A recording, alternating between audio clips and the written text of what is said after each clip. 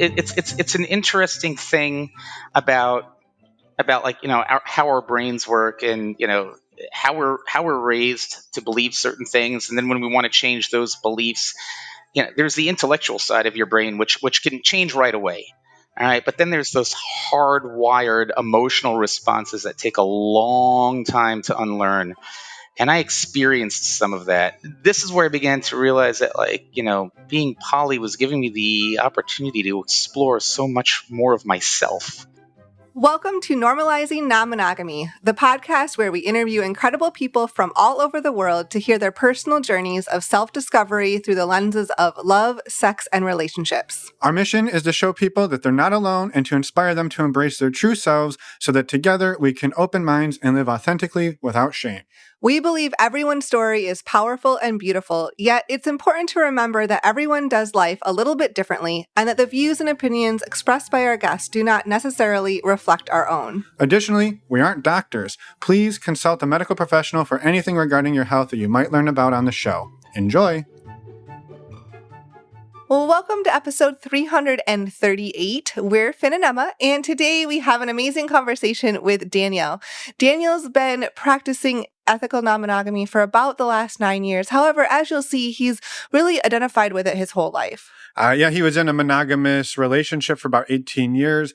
And when that relationship transitioned actually into a friendship, I think it sort of spurred the idea that maybe we could do relationships differently. And so Daniel talks through the last few years of his sort of non-monogamous awakening and his polycules and all of the different things that he's sort of learned about himself and gone through over the last couple of years. Yeah, he shares a beautiful journey of both self-discovery and growth. Yeah, so thank you, Daniel, for reaching out, for coming on the show, and for your patience in us getting this out there. Yes, we appreciate that as well.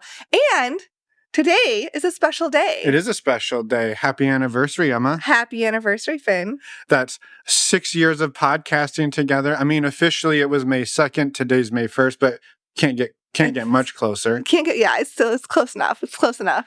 Did you ever think we'd be here 6 years later? 337 episodes in. 337. I guess besides the first one. And all the Focus Fridays. And so we're close to 350, maybe 360 total. That's true because of all the other ones. Yes. Yeah. So a lot of episodes, 6 years in. No, I did not think we'd be here, but I sure am damn happy we are. Yeah. Did you? Yeah.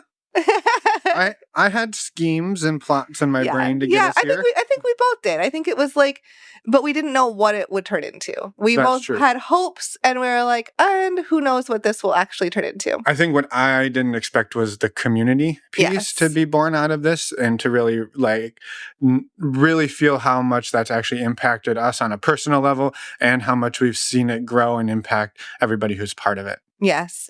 On that note, thank you, everyone who has been part of the community, who has been a listener, who has been shared their story. There's so many of you who have contributed or walked paths next to us, with us on this journey. Supported us, been there for us as we're crying. We've been there for you while you're crying. It's been an amazing 6 years. Yeah, and it has been. I think what's also really cool is some of our community members today were there on day one. They've been there the whole ride. Yes. Pretty amazing.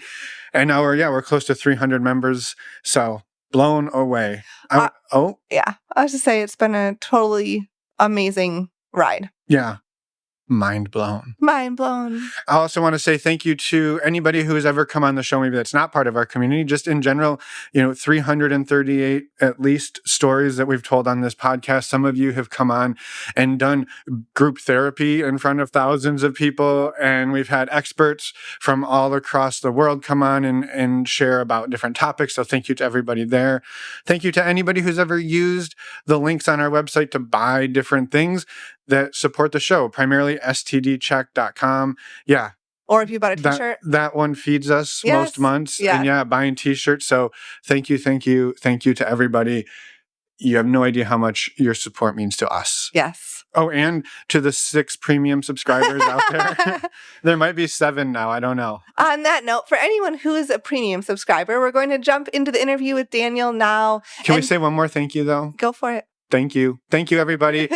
We'll see you next year for lucky number 7. And we hope to just keep doing this. But so thank you all for your support to get here and for telling other people. Maybe you haven't used any of the links and you just tell everybody out there.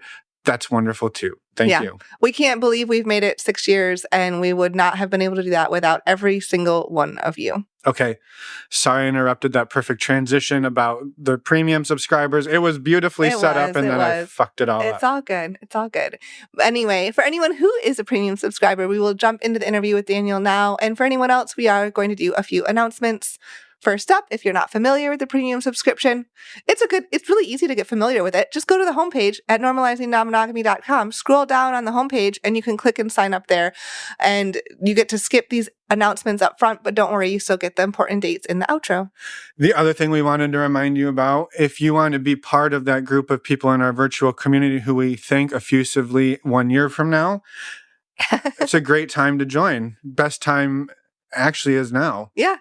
So head over to the website that you're already at, scroll back up to the top, click on the community tab. You can learn a little bit more about it there. You can join for $5 a month, and we would love to see you in there with the other 300 amazing people from around the world who love and support one another, have great times, laugh, all the things. And we do it all in an online platform all day, every day, a platform called Mighty Networks. It's an app on your telephone, right at your fingertips. Yes. And you can sign up and join us. And we'll see you in there. Also, a reminder to check out our favorite way to get tested for STIs. It is stdcheck.com. It is the service that Finn and I use. It is fast and simple, discreet.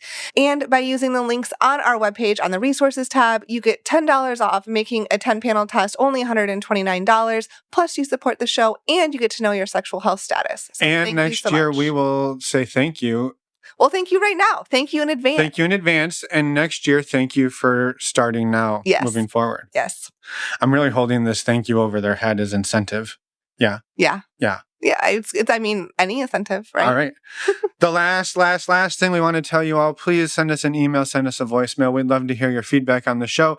We'd love to help you answer any questions you have. Me, Shay, and I answer those once a month on our Ask Us Anything episodes that we just had a few days ago, but we have another one coming up in June, May.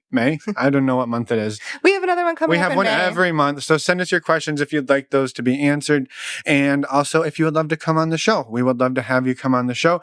Daniel's just a regular old amazing human who reached out to us, just like most of our guests. So please reach out to us. We'd love to have you on the show. And with that, we'll jump into the interview with Daniel. Welcome to the podcast, Daniel. We're excited to talk to you. I know we have a little bit of background, but not much. So we're excited to dive in and learn all about you. Thank you so much for being here today. My pleasure. Without much further ado, would you like to introduce yourselves to us and to the listeners? We don't know much about you, even though we've been playing email tag for like 6 months to try to get this. We're finally here. So we're excited. Yes. Okay. Yeah, sure. Certainly. My name is Daniel, or Dan, as some people like to call me. I've been openly practicing polyamory for, I'm going to say, between 8 and 9 years, although more accurately, I like to say that I was, like everybody else, I was born polyamorous. I just learned to stop conforming to monogamy around 8 years ago. So right now, I have one partner. We don't like to think of ourselves as hierarchical, but, for looser terms, I've used the term primary, but the more accurate term is anchor partner. At one point, we were in a polycule of 5 people, and, that was enjoyable while it lasted. As of right now, it's just the 2 of us. I don't know what else to say. Let's see.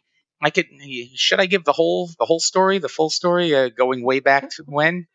Okay. Well, let's go back in time. Let's start back at the beginning, and we'll work through time together. Okay. And I also just wanted to point out before we do that, I noticed in your email that you rephrased, instead of normalizing non-monogamy, you had shared denormalizing monogamy. And no, I'm glad you brought that up, and I don't know if that was going to come up in the discussion now or later, but it's my belief is, first of all, I'm an open book, and I'm the kind of person that, once I get into something, I'm not a very private person, so I'll talk about these things a lot, but there have been 2 books in my life that have been very influential, at least recently. One of them was Sex at Dawn by Christopher Ryan, and the other was Our Inner Ape by Franz de Waal. And both of them, as I was exploring being polyamorous more and more, the engineer and scientist in me always goes back to like trying to understand why in human nature. So I got very into anthropology and primatology.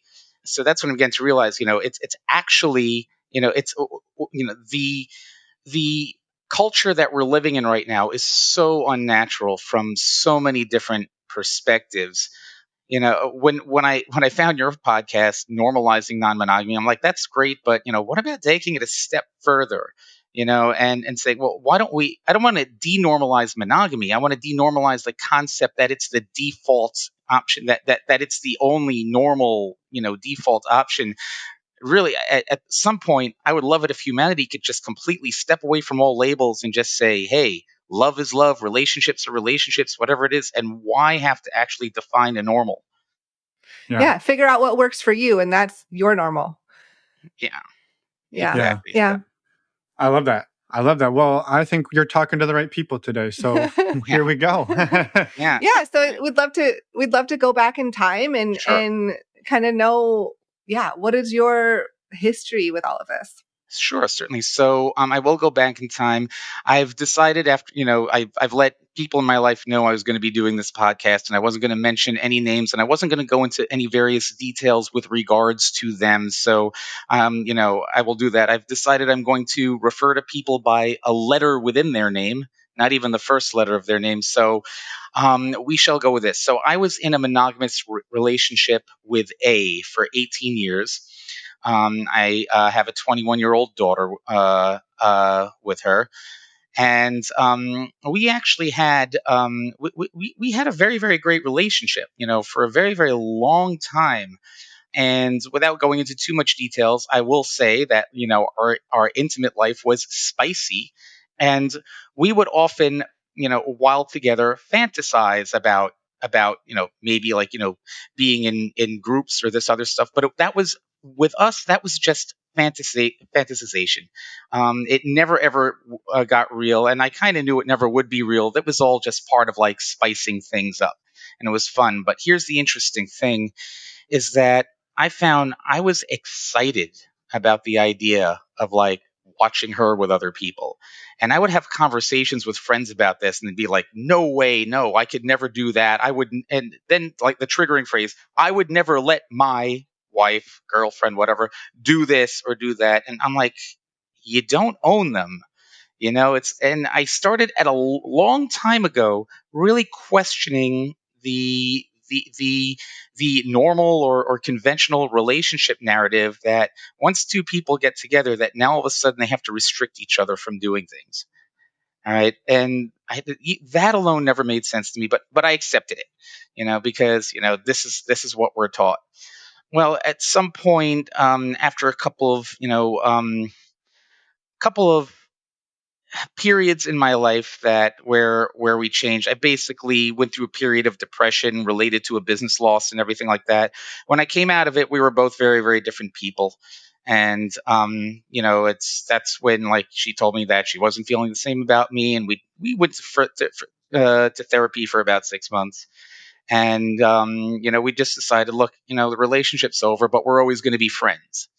Okay, so I mean, to this day, we are friends. Actually, it's interesting how that turned out, because I have a cousin in Spain. My father was from Spain, so I have lots of cousins over there. And he and his wife got divorced back in the late 90s. But to this very, very day, they're both very good friends. And she even still comes to family functions and even hangs out with his girlfriend. And I remember there was around the time my ex and I were splitting up, we were visiting Spain that time. And I had no idea. I'm like sitting down watching a Barcelona soccer match. And in the background, I had no idea she was sitting down with my cousin and his ex-wife, asking them, hey, how did you guys do this? So even she really, wanted to, like, just, make sure that, like, just because our relationship was over didn't mean we were like completely over. So that was like, the beginning of the end of my monogamous life. And after that, I basically went on the dating apps, did a lot of serial monogamous dating and everything, and did that for a while. And then I began to feel like, this isn't working. I've always felt this way. I've always felt that, like, monogamy isn't right. I'm starting to learn more and more about this thing called polyamory, which apparently is hidden from us most of our lives, and it's kept in the shadows. And so I decided, you know what? I'm just going to identify myself as non-monogamous. I changed all my dating profiles, and lo and behold, 2 weeks later, I meet my current partner, and we've been together. It'll actually be, what is today, February 2nd. It'll be 6 years, 8 days from now that we've been together. What's interesting is that at the time we started dating, within 3 days of us started dating, she also started dating. I'll call him G. All right, so she was dating G and myself for a while, and at some point, I remember she set up something where G and I were going to meet. We were going to meet after work and hang out. And so he met me, after work in the city. We went to go play ping pong and have a few beers, and then later shoot some pool and everything. And over time, we developed a friendship, and I started to feel like, this does feel right. That, like, it's, I'm happy that I'm with somebody who can get their needs met that I can't fulfill with somebody else, and I'm also able to hang out with this person and really, also have a relationship with that person. And I began to realize that, oh, that's called kitchen table poly. And I'm like, I love this. That's, why isn't every relationship like this? It's like, but that said, I will be honest though, because it wasn't, it's an interesting thing about like, how our brains work, and how we're raised to believe certain things, and then when we want to change those beliefs, there's the intellectual side of your brain, which can change right away. All right, but then Yep. there's those hardwired emotional responses that take a long time to unlearn. And I experienced some of that. One example was, so back in 2018, I was traveling every week down to DC. My work has me traveling a lot. And of course, traveling for work has its own issues, but also being taken away from the people that you want to be with is a big one. And at one point, I started to feel a little jealous that my partner was spending so much time with G. And I started, like, exploring that, and I'm like, okay, I began to realize, number one, the big part of that is that I'm still trying to unlearn that hardwired programming. But the other part was, well, I'm not really angry at him or her. I'm angry at the fact that I have to travel every week, and I'm just misplacing that, you know, that misery. Mhm. So, and this is where I began to realize that, like, being poly was giving me the opportunity to explore so much more of myself, Yeah. of, like, these emotional responses that were conditioned, that are not natural. I'm beginning to understand them. Yeah. Another example was, while I was down in DC at one time, I did end up meeting somebody down there. I spent one night with this person, had a wonderful time, and I felt nervous about telling my partner about it, right? And of course, I knew intellectually she's going to be like, "Oh, I'm so happy for you. That's great. I'm great. You had a good time." But still, that hardwired sense of, like, oh, you know, you're so used to being in relationships where, like, you're expecting a negative reaction of, even, from you even noticing or acknowledging anybody else. you know Yeah. so, how do I just come out and say, oh, I just had this intimate moment, it was great? So that was like the beginning of that. And it was a real, you know uh turning point in my life, where I was beginning to realize this dynamic that I'd once only thought about and always intellectually felt that this is what the normal should be, but yet still fighting that hardwired programming was Totally. so That's challenging. And Yeah. Well, and programming that you had been, like, living for a lot of your life. Yeah, the yeah, social conditioning is so real. I love that you brought that up, Daniel, because you talked about, like, yeah, I sort of transitioned the relationship with we'll call your co-parent A, And a few weeks later, you're like, well, I'm going to try non-monogamy, and you jump into it. And like you said, it's like intellectually, it makes sense. You're like, this is me. I've been looking for this forever. And then you start to hit the like, oh shit, but there's so much of this programming that's been just embedded in me that you have to then, you're coming up against it, first of all, like your own feelings. And then, I mean, for myself, I will say, like, I project those own feelings onto somebody else. That's why it's hard for me sometimes to tell somebody, because I'm like, oh, well, I'm afraid if they're going to react like I might feel or whatever. And so then you just get all twisted up in it. Yeah, exactly. And, what's interesting now is, where I am now, I told you about things that happened about 6 years ago. Mm-hmm. Where I am now, I did mention earlier, I'm an open book. I talk openly, and so if I'm out at a restaurant or a bar and I strike up a conversation with somebody, or even at work striking up a conversation, they ask me about family, I don't beat around the bush. I just come right out and say it. Now that said, okay, I understand there's a lot of people who can't do this. I mean, some people live in certain areas where they'll be ostracized. Some people work in certain areas. I fortunately work in the IT consulting industry. They just need people all the time. So they're a lot more accepting of every. In fact, every consulting company I work for even happens to have, LGBT communities that organize events and stuff like that. So I know I could freely talk about who I am, and so, and when I do speak this way and say that I'm open, and I do encourage other people to be open about it, in order to hit that point of normalizing it, I do at the same time understand there's some people who actually can't. Yeah. If the only reason you're not doing it is because you're embarrassed, I'm like, okay, maybe explore, trying to understand what's leading to that embarrassment and get around it. If you're not doing it because it's truly detrimental to your life, yeah, I get that. Let the rest of us fight for you. Yeah. Yeah. Well, and thank you for doing that. I mean, I love that you've had that sort of introspection to say, I can and I'm going to, because it's not always that easy, right? Even those of us that can, it's still scary for I think probably all of those conditioned reasons that we were just touching on. So I'm grateful that you are out there, open to talking about it and open to being as honest and transparent about it. So that's amazing. Yeah. But it's about breaking stigma.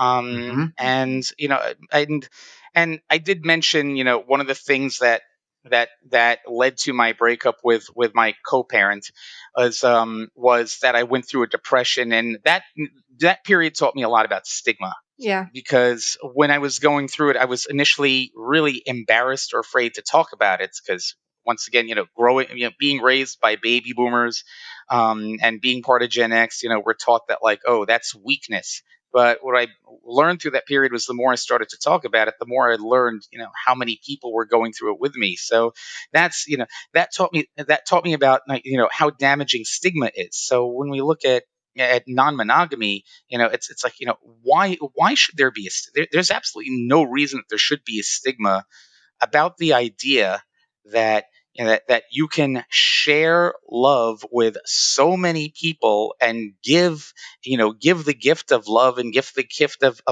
caring and affection with so many people. Why is that a bad thing? It's but yet I thought about that a lot. I remember it's funny, once I was watching Lifetime TV, and it was one of these dumb movies about this airline pilot who had two different families.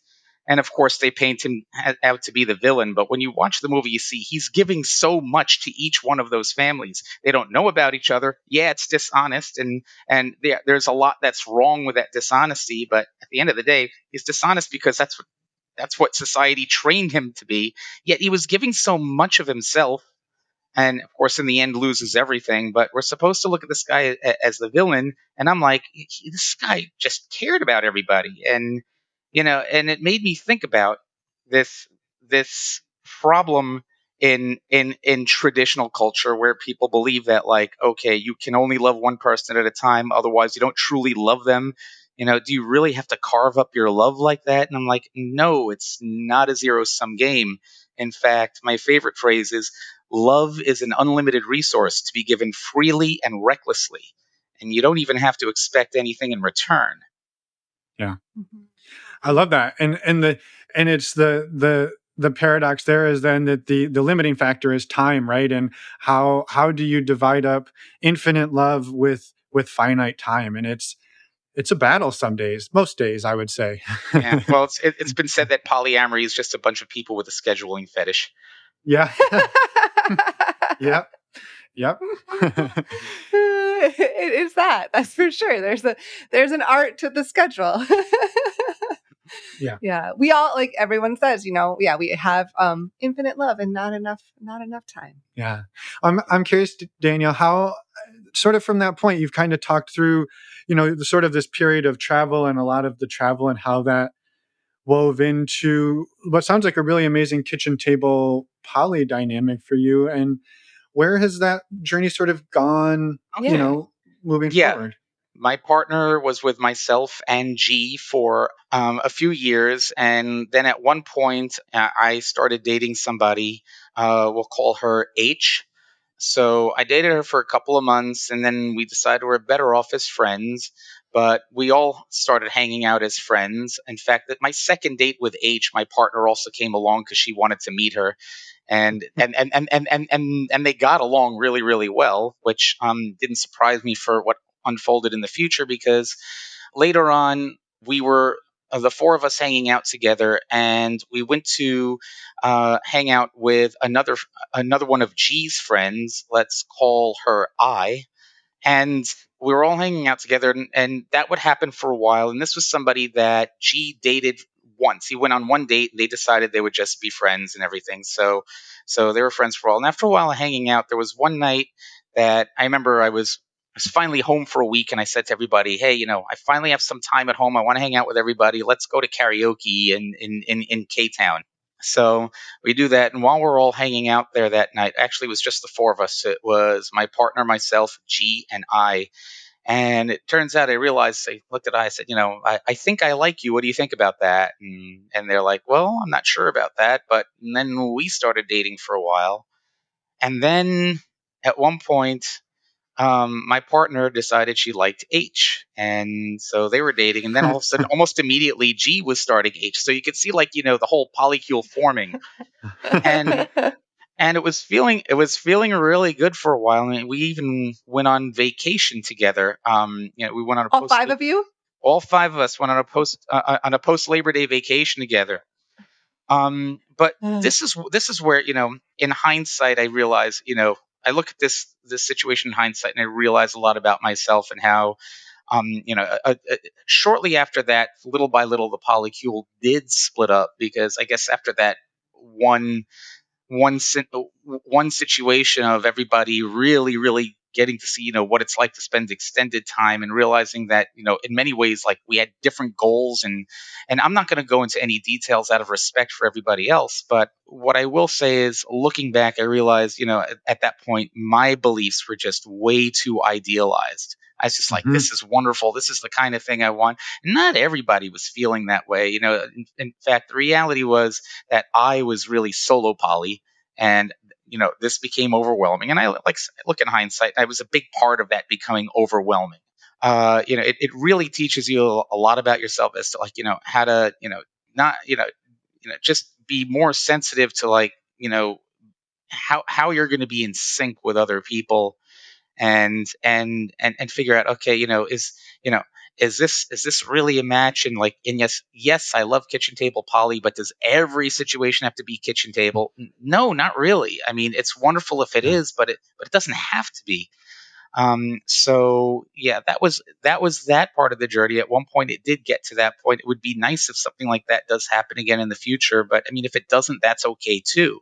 I just have to comment on this vacation where you went for all five of you. I just have to I feel like I would love to be a fly on the wall watching all of those interactions, because so much is there, right? And like you said, it showed you all some different experiences, and not necessarily bad, but different lenses on things. I was going to say, if you want to be a fly on the wall, I'll tell you, a couple of interactions that would really paint a picture. One was, we spent a lot of time building a 1,500 piece puzzle on the floor, all five of us. The other times was all of us literally in the kitchen, cooking breakfast, or we all went to the supermarket shopping together. And of course, whenever we do that, I like to do the little thing of put the pineapple in the shopping cart upside down and see if that gets a reaction.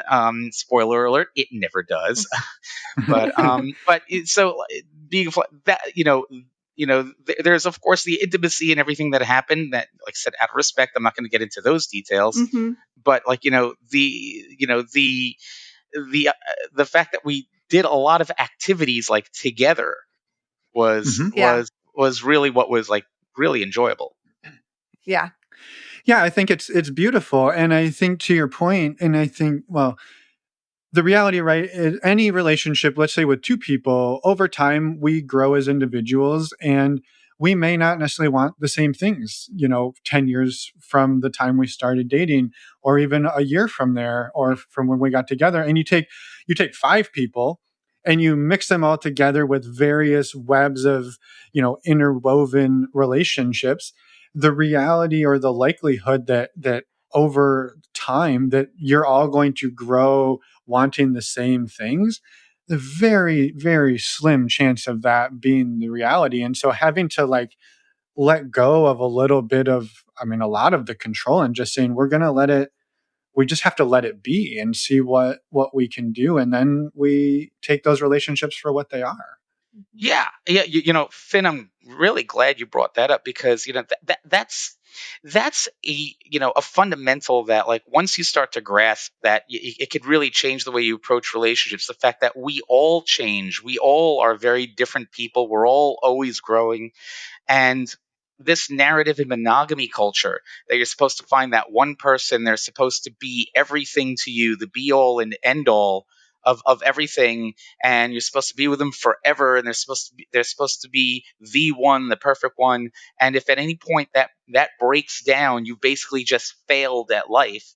That whole narrative that we're fed, which ignores the fundamental human nature that we all change. It's no wonder, like, half the population's in therapy, right? We set this up, don't we?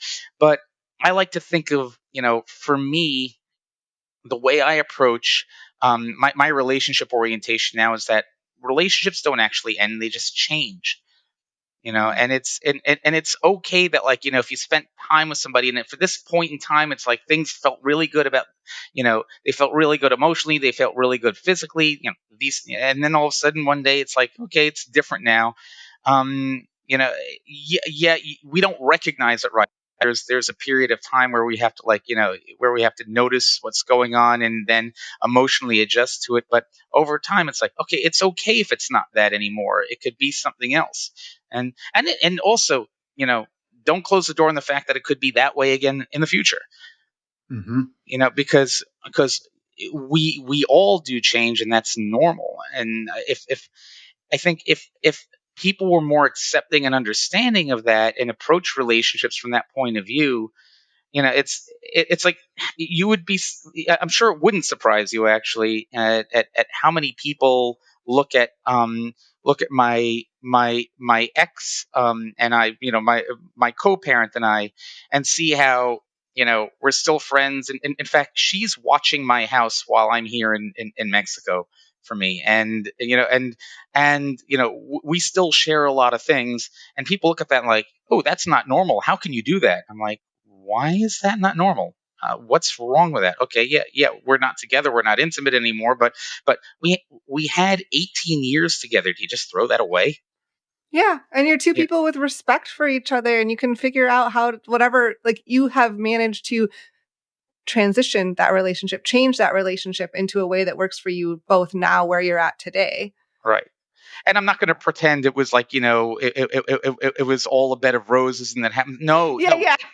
No, there were tough times. I mean, there were times where we were angry at each other. It happened, but the focus was always on wanting to get to a certain space, and so and that's where we are.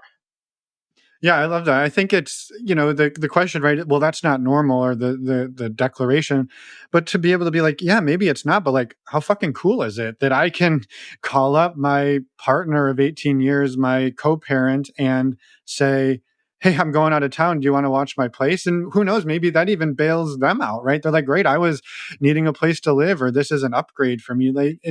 Everybody can win. And when we do things that are a little bit abnormal. Yeah, absolutely. Yeah. Yeah.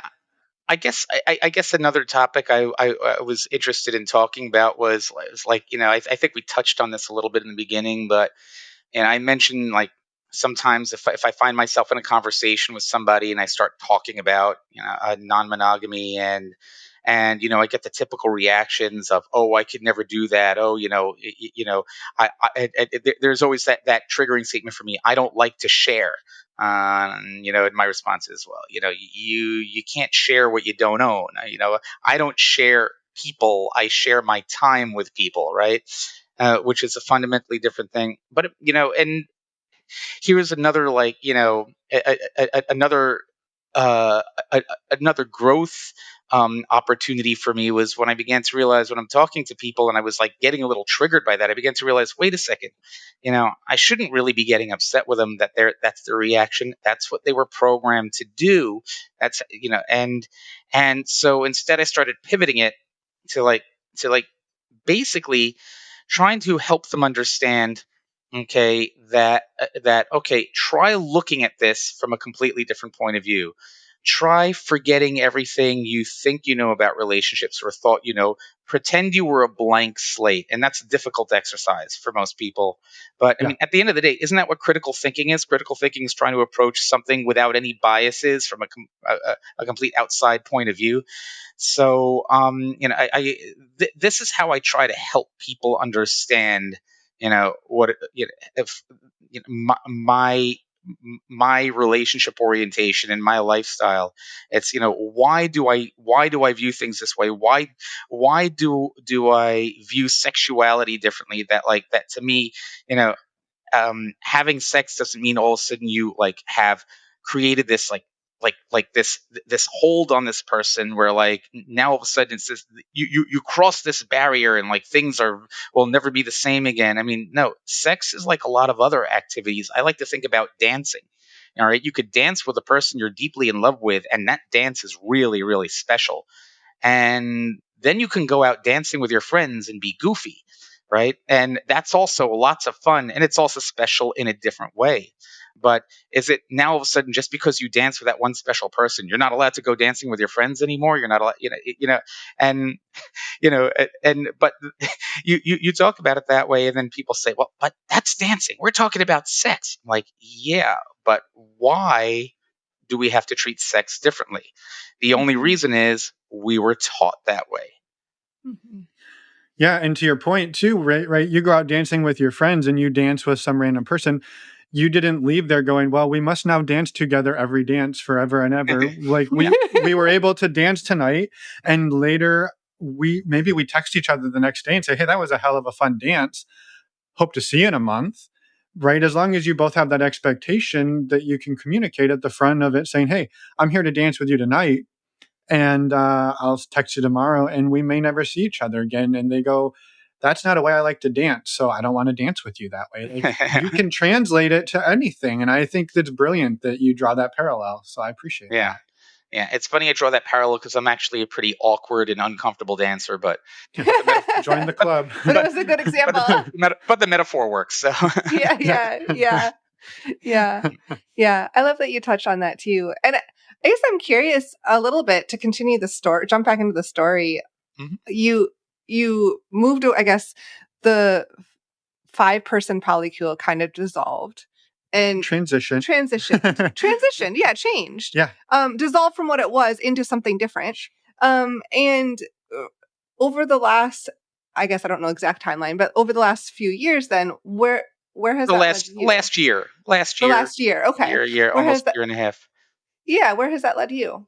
Well, honestly, I've had to go through like a long period of self discovery. It's I would say I probably like gone in and out of some depressed periods again, for a number of reasons. First, once again, having a job that had me travel so frequently takes me away from situations and also wanting to have other relationships. But one of the real problems with polyamory is that the dating pool is really, really small, and people would be surprised at which areas actually tend to have the higher poly population than others. Everybody thinks, oh, you live in New York, you live in Brooklyn. It's like, oh, you must have all options here. Well, not really. I mean, there's a poly community in New York, but it's also, it's not as big as everybody thinks. It's also, if you do the Venn diagram of BDSM and poly in New York, it's it's not quite a circle, but it's pretty damn close to being so it's and I'm not really hardcore BDSM. I mean, I've dabbled in a little bit. I'm like, okay, to each their own. Not really my thing. I'm more into the relationship side of it. So it kind of makes it hard to find people who want to have relatively vanilla poly relationships. So the dating pool's even smaller at that point. So, but then while traveling around, I've tried to understand like where the poly community is better. And one of the areas I actually had positive experiences after spending a very short amount of time was actually on the West Coast. I remember I was out for a Microsoft conference in Seattle once, and I met somebody there on field, and that was a nice experience. In fact, that night that we met, we're sitting having a drink, and she asks me, can I ask you something? Can I ask you something very forward? And I got to tell you, I love it when people ask me that, because I know I'm going to love what comes next.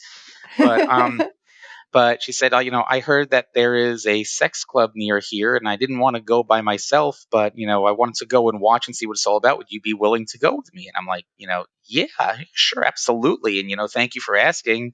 And, and we start walking to a car. I said, and like, let's, we'll talk about ground rules, what we're looking to do here. Basically we did mostly just go to watch. It was the fact that was, I found a short time was in Seattle, it was easier to connect to somebody. And then there was also somebody else that I met actually at an event in the city. My partner and I were going to a couple of play parties in the city, and one of them actually had this social event that happens in between, which is just basically people just meeting and getting to know one another. And we met somebody there, and the attraction was instant. Turned out that she was living on the West Coast at the time too. But when I had to go out to Seattle again for a Microsoft conference, I called her. I'm like, hey, I could hop over to San Francisco for a day or two, and like I said, the energy and the connection felt instant. So it made me wonder, do I really belong on the West Coast?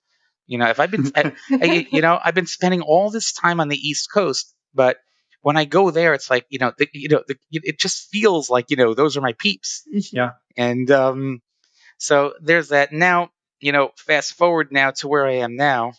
Right now, as I'm in Playa del Carmen, Mexico, experimenting with life as a digital nomad just to escape the New York winters. And before coming down here, I got on a couple of WhatsApp groups to try to like see what's down here. And of course, I asked, are there any poly groups? And I actually connected with one right away. And it turns out they do play parties. In fact, there is one tonight.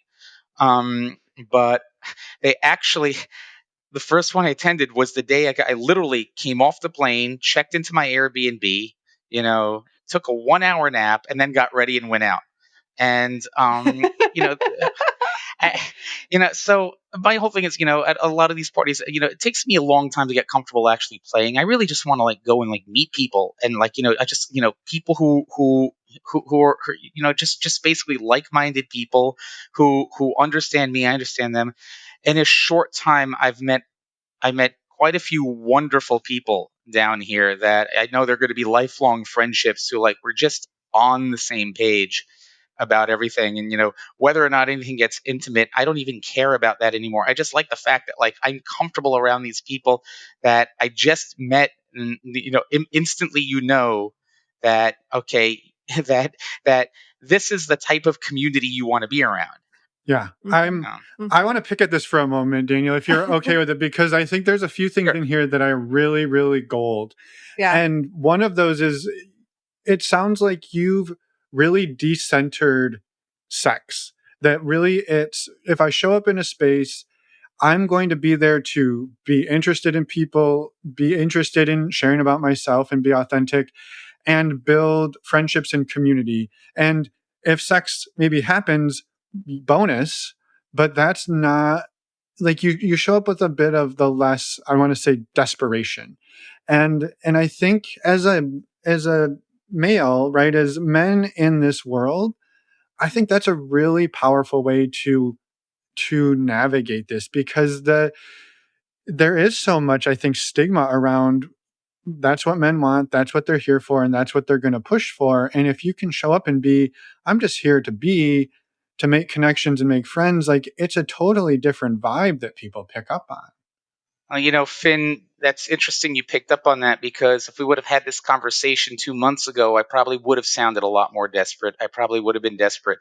And I think it's ironic that we're having this conversation right now, because a big part of the blues I've experienced over the past year was that, like, I was not getting the physical intimacy and physical attention that I so craved. Yeah. And somewhere, like, you know coming down here was not just to escape the winter, but like this was also a healing journey for me. And it's and I would say that switch probably flipped maybe sometime in the past week or so. Wow. Yeah, and it's and I don't know how or why. I haven't figured that one out yet.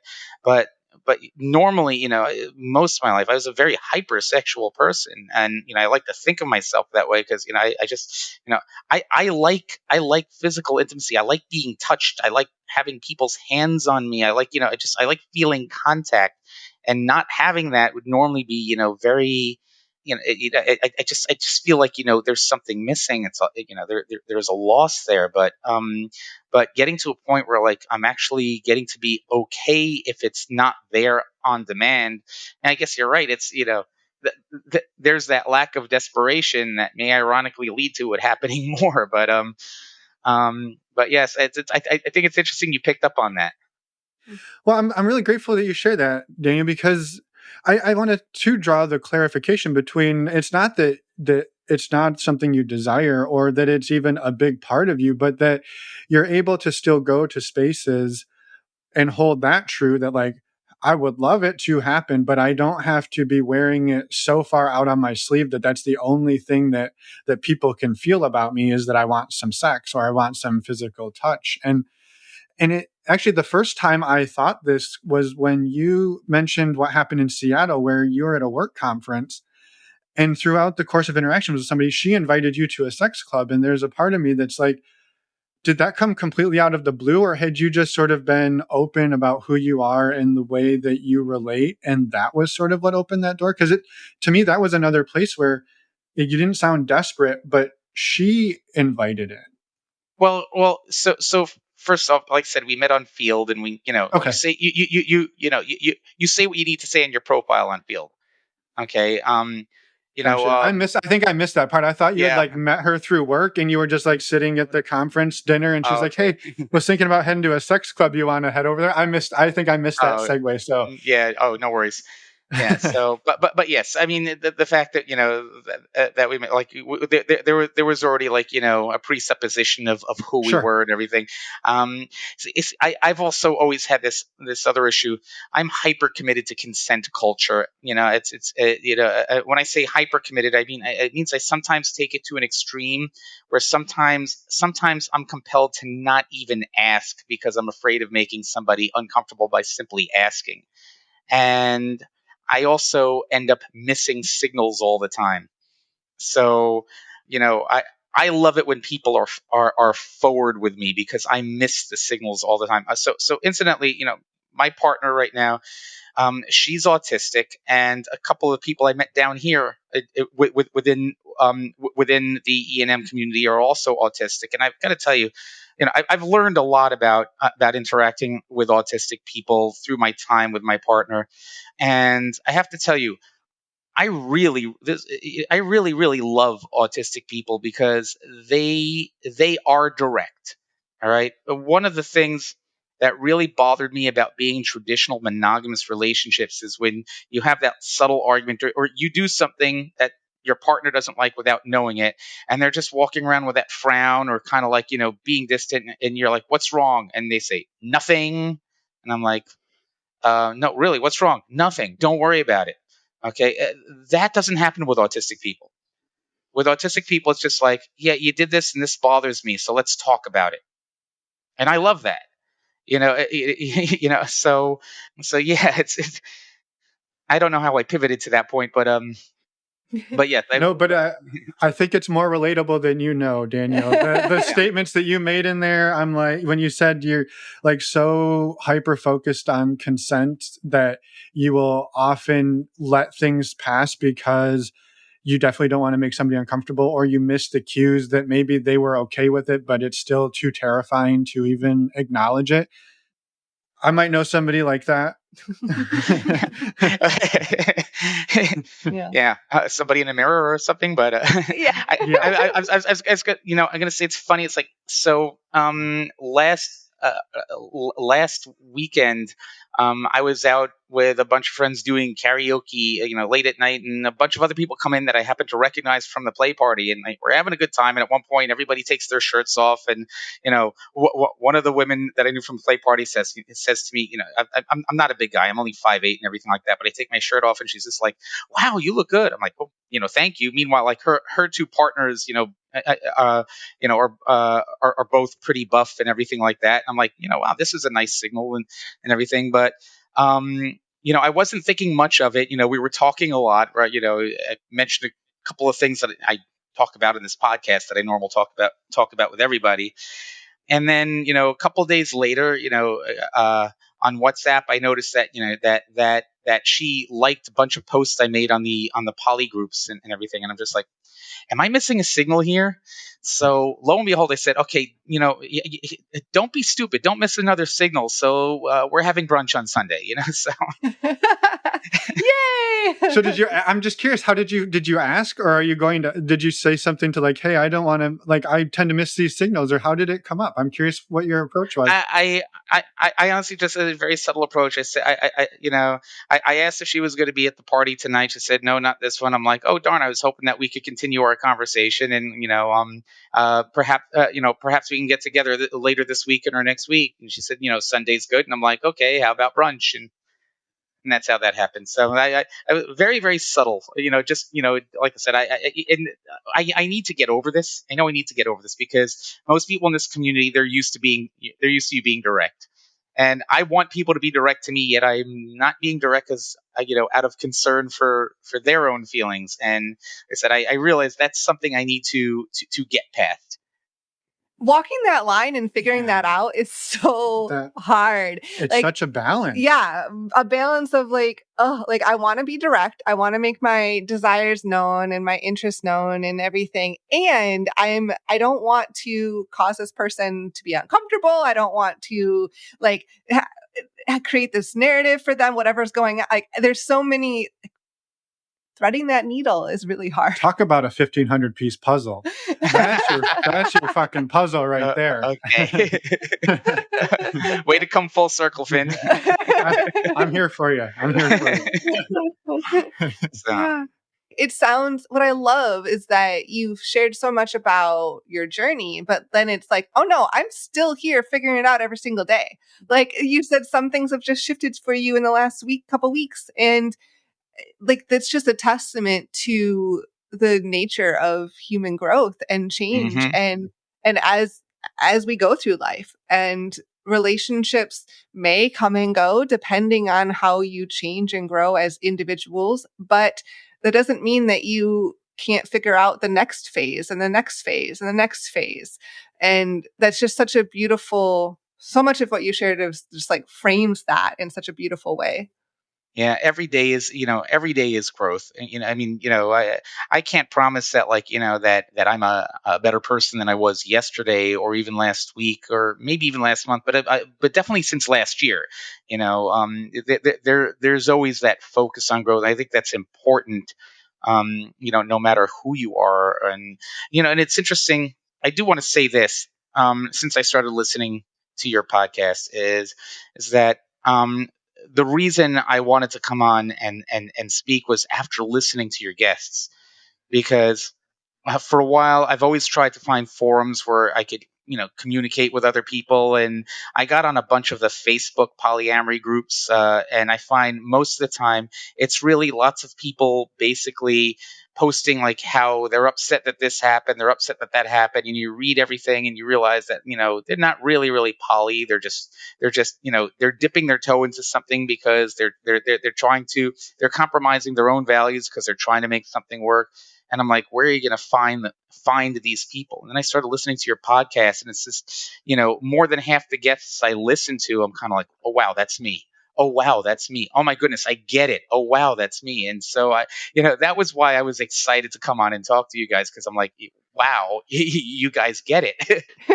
Well, and to prove your point, and you sharing what you shared, I'm over here going, wow, that's me. Wow, that's me. And I'm sure people listening are probably relating to a lot of what you said too. That's me, and that's me. Like, there's like, that's what I love about sharing people's stories, is that somebody may listen and not resonate necessarily with most of your story, but like one thing you said, like that one thing really hit them, and then other people will resonate with so much of what you said. And I love that, like, we just have exposure to different people's stories so that we can figure out what is more relatable. It I guess helps us figure out more of ourselves. Yeah. Absolutely. Yeah. Yeah, you might not be all of Daniel, but you're an amalgamation of Daniel and 27 other episodes, and that would be your episode. Or people you've met in life. Totally. Yeah. Totally. Yeah. Oh yeah. Yes, everybody has a contribution to make to who we are, in one way or another. It's really how we respond to that. Yeah. This is a beautiful conversation. I'm so grateful that you reached out, Daniel, and I'm curious to you've kind of said, like, you're very out and open about who you are. How have people in your life responded to that? I know you've said some people are like, oh, that's not normal, or they've maybe taken little pokes at you, but all in all, how have you been received since you sort of blew the doors open on this, a few years ago? We had the same thought at the same time. I'd love to know that too. Yeah, sure. Well, I mean, obviously there's mixed reactions. I think one of the more interesting reactions I get is curiosity. I don't think I've actually ever. Well, let me rethink that. I mean, people I meet face to face, I don't think any, have really been harshly judged by anybody. But I've, but there have been times on dating apps where, like, I'm totally open about who I am on a dating app because I want to be honest. And sometimes people just swipe at the pretty pictures, and then when a conversation starts and they realize who you are, I've actually had people match me on dating apps just to, like, just to go off on me and, like, and just criticize me for, like, and I'm and that used to really bother me. But then I basically came up with a phrase that helps me deal with that. The phrase is, basically, that sounds more like a you problem. But other reactions. So first of all, as far as my family goes, curiosity, acceptance, of course. I fundamentally live life from the point of view of so long as you're doing no harm, that's really the only moral you ever need. I, I I'm not a religious. I'm an atheist, so I never had to be concerned. I didn't grow up in a religious with a religious upbringing, so I never have to worry about that kind of judgment right away from immediate family members. So I take the perspective that so long as I'm doing no harm, I should have no problem being open about it. So, but that also means that I often surround myself by people who are more likely to understand that simple concept that so long as you're doing no harm. And so the reactions are mixed. A lot of the reactions are like, that sounds great, I wish I could do that. Of course, there's the perspective that a lot of people have where their initial reaction is, oh wow, that sounds great, so you could sleep with whoever you want to, that right? I'm like, that's not what it's about. I guess on one level, yeah, that's true, but no, that's not what it's about. It doesn't mean that like I'm jumping in bed with everybody. In fact, I need to feel a connection. I'm not a 20 something anymore that's locked and loaded all the time. I need to, feel some sort of connection. And you know it's interesting how with some people it just opens up conversations about, they want to learn more, they're curious, but they know they're never going to go down this path. They're already on the path they're on, and they're not going to change. So yeah, mostly curiosity is the reaction I get. Yeah. Which in many ways is beautiful, right? That then you Yeah. get an opportunity to either engage or, maybe I don't want to say educate, but you get to share authentically and they can take it or leave it. And yeah, I think that's amazing. I think it's amazing. I also love your phrasing of that sounds like a you problem. I had a coworker that I worked with quite a while that used to say that all the time. And every time he said it, I was like, damn it, that's some awesome boundaries. When like people are like shitting on you about something, you're like, and he would always just be like, well, that sounds like a you problem. And then he'd just like walk away. And I was like, man, like I need to take that one in more. So I'm glad it came back up here. So Thank you for sharing everything that you have today, Daniel. I really appreciate just you walking us through your journey, your story, and weaving in so many, I guess, amazing nuggets and thoughts throughout. It was just such a lovely conversation. I wanted to make sure, like, before we let you go, to your sex party tonight, we yes, assume. is there anything else that you wanted to make sure to get out there or have a discussion around? Ooh, is there? I don't know. I think I'm going through all the bullet points that I wanted to talk about. Uh, I guess, just, oh, well, yeah, I could talk more about this. How be you know becoming poly, or I shouldn't say becoming poly, just basically abandoning monogamy and going through the exploration path I have, that, like I said, also brought me down a path of exploring anthropology and primatology and learning who we are as humans, really had me deconstruct not just relationships and sexuality, you know, uh, uh, uh, uh, not just those portions of life, but pretty much everything that that we were taught, almost everything that we were taught growing up, the way we were raised, the culture that we were forced to conform to. That's really opened up a window for me to really start questioning and deconstructing everything. And it's that in itself has been eye opening, because you begin to realize, well, if if if this aspect didn't work for me, what else doesn't work for me, and what else it doesn't work for people as a whole. And it's, you could easily go down this rabbit hole. And but I will say, it's also at times made me feel isolated. Mm. You sometimes get to that point where, like, you're looking at this, you're so sure that like everybody else has it wrong, which, when you start to think that, you gotta, like, the red flag should go up, because it's just like, wait, how can I be right, the only one who's right and everybody's wrong? That doesn't make sense at all. But you're so sure that everybody else is wrong that you begin to feel like, this is not the world I belong in, and you want to start exploring a little bit more. But I think part of the part of the pain that people can go through when transitioning to a non-monogamous life is the isolation. The irony is that you're living a life that enables you to be with more than one person romantically, yet there are times you could feel really lonely, because you're living in a world that has not yet really accepted this.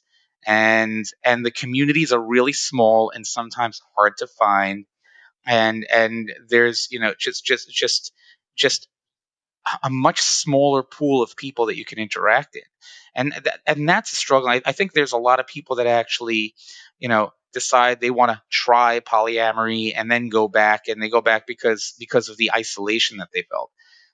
Working through that isolation,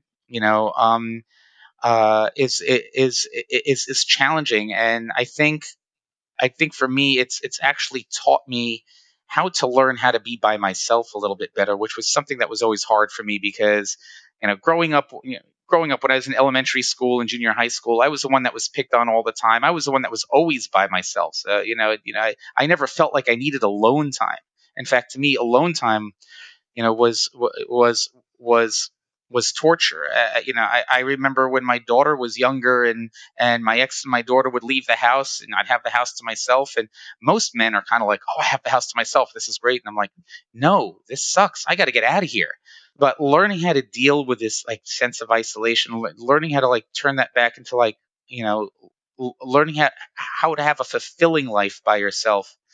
And I think that's why there's so many people that actually have embraced solo poly, because once you develop that relationship with yourself, you're just more at peace overall. Yeah. Yeah. Thank you. Yeah, no, that's such a good point, because it's like the sense of isolation that can come up with these things is just such an important point to note, and I'm so glad you did. Well, and two, it's not. I think too, you talked about like the snowball effect of I deconstructed this norm.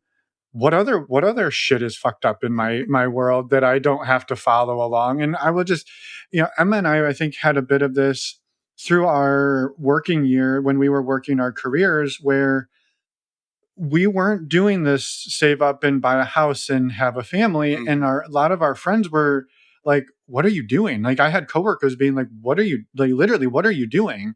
Yeah. And we didn't really want to let the cat out of the bag of what we were doing, because we didn't want it to jeopardize the plan that we had to save up and quit working. And so we were sort of living this covert life, and it was a bit isolating. We could talk to a few friends about it, but even a lot of our friends were on that path that we weren't on. And so anytime you do something that's not quite the norm, you got to find your people, and it's freeing when you do. You find that community, and you're like, "Wow, I belong here." You fit in, and it's not the general population always, but it's these little sub communities that are really impactful when you find them. And I would say that's why we're such big proponents of find your community. And I mean, we have one, but we'll tell people all the time, go find yours. Is it multi-amories? Is it We Got a Thing? Is it a meetup group? Like, you find whatever community works for you and make it yours, because it is lonely if you're just sitting on an island by yourself, like trying to do this, whatever it is.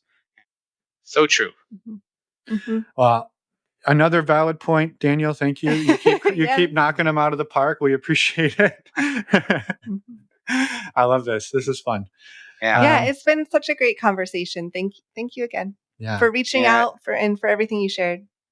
Yeah, no, it was my pleasure, and thank you for the opportunity. I wish I could have found this, 3 years ago when you started, but like I tell people all the time, it's a good thing I age slowly, because it takes me a long time to learn things sometimes. So. Well, we're glad you found us, regardless of when, and we hope you're around for a while. So thank you for sharing your story, for sharing all of your thoughts and your growth with us. And I truly hope we get to have you back on in a bit and see where it's taken you. I hope you have I agree with that. And I hope you have a wonderful night, and good luck at brunch this weekend too. Thank you so much. And we are back. Thank you, Daniel, for everything that you shared. Thank you for reaching out to us, coming on the podcast. We're just grateful for you. So thank you again. Yes, Emma said it perfectly. Thank you, Daniel. We are super stoked to get your story out there, and we hope you had a hell of a good brunch and a great time at all of your Mexican fun fiesta parties. I was a little bit envious. I didn't get to go to any of them. I know. I hope they were amazing. We just had to sit here and have him tell us about all of the fun he was going to go have when we hung up the phone call. Yeah, I hope it was wonderful. I hope it was too. A reminder, if you missed it, last Friday, an Ask Us Anything episode published where Finn and Miche answered your listener questions. We crushed it. So go back and listen to that episode. And next week, we have another interview for you. We do. Next week, we're talking to Abby and Liam. Yes. Fantastic conversation coming to you all the way from around the world in Australia. Yes, from some Aussies. A beautiful conversation. And also, one more time, thank you to everybody for helping us make it to 6 years. Happy 6-year anniversary. We wrapped it up. We made it to the end of the episode. Another one in the books. We're so grateful for each and every one of you for being part of this journey with us. Thank you again. And with that, bye everyone. Thanks for listening.